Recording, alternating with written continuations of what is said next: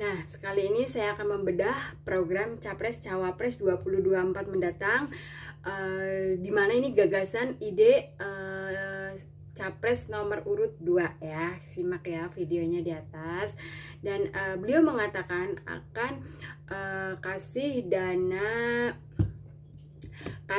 dana namanya dana abadi pesantren ya. Istilahnya tuh seperti pesan ya. Jadi saya simpulkan, kesimpulan saya inti dari program dana abadi pesantren yang dimaksud beliau ini itu kayak subsidi untuk pesantren ya, lebih tepatnya pesantren-pesantren, pondok-pondok pesantren itu akan disubsidi sama beliau kalau jadi gitu ya. Kalau jadi, yuk kita bedah yuk lebih telisik, lebih dalam lagi seperti apa dan bagaimana ya, kira-kiranya seperti apa. Nah, menurut saya sebagai rakyat biasa ya, hanya menyimak dan memantau. Nah, dan kalau terus kalau menyimpulkan itu mau bagaimana ya, maksudnya tuh dana pesantren abadi, apa Bapak Gibran akan mengsubsidi setiap pondok pesantren yang ada di Indonesia ini ya untuk para santrinya ya. Nah, menurut saya ini kurang tepat. Kenapa? Pondok pesantren itu ya banyak sekali yang ada di Indonesia. Bapak harus memilah-milih ya, mana pesantren yang bisa dapetin dana itu ya, jenis pesantren apa ya kan.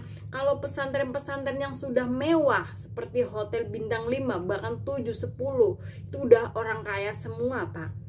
Itu udah orang kaya semua, apa Bapak mau kasih dana pesantren itu juga ke mereka ya kan? Nah, di sini harus Bapak memilah pesantren jenis apa yang mau Bapak subsidi, mau Bapak kasih dana abadi pesantren itu. Apa yang di pelosok pegunungan atas sana yang tanpa listrik, tanpa kuota, tanpa sinyal, bahkan tanpa apapun yang atas gunung, atau apa di tengah pusat kota Bapak yang mau kasih dana abadi pesantren itu yang di tengah-tengah kota keramaian, bangunannya sudah kayak mall. Nah, itu harus perlu dibeda-bedakan Pak ya. Nah, jadi dan lagi-lagi pertimbangkan tentang anggarannya tuh bagaimana, seperti apa ya, jenis apa, dan semua anak pesantren itu seperti apa. Menurut saya yang harus dikasih subsidi itu anak yatim dan piatu, yatim piatu. Kalau masih ada orang tua yang masih bisa ditanggung, itu tidak usah ya, nggak perlu. Dan untuk anak yang yatim piatu itu sejahterakan lewat dana pesantren itu bisa masuk ya, bagus. Dan untuk masyarakat yang ingin memasukkan anak ke pesantren tapi ekonominya belum sejahtera, nah itu juga tepat. Jadi Bapak memilih bukan dari pesantrennya yang disubsidi Pak, bukan tempatnya, bukan, tapi masyarakatnya, rakyatnya ya, rakyatnya satu-satu ya, dicari, dipilih ya, yang harus mana berhak mendapatkan hak dana abadi pesantren. Nanti dimasukkanlah itu, mereka memasukkan ke pesantrennya disubsidi oleh pemerintah, oleh Bapak Gibran dan Bapak Prabowo. Nah, itu yang dimaksud tuh dana pesantren tuh tepatnya seperti itu. Bukan asal ingin mengasih dana abadi pesantren. Seperti apa? Penjelasannya tuh seperti apa? Rincinya tuh seperti apa? Dan bagaimana caranya? Ya, dan anggarannya tuh dari mana? Itu perlu telusur yang banyak. Ya.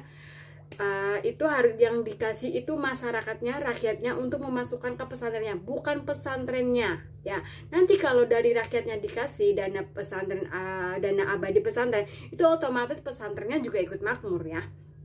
Kalau Bapak ngasihnya pesantrennya aja, pondok pesantrennya aja, itu mandek di atas. Nah, pesantrennya gimana caranya dia?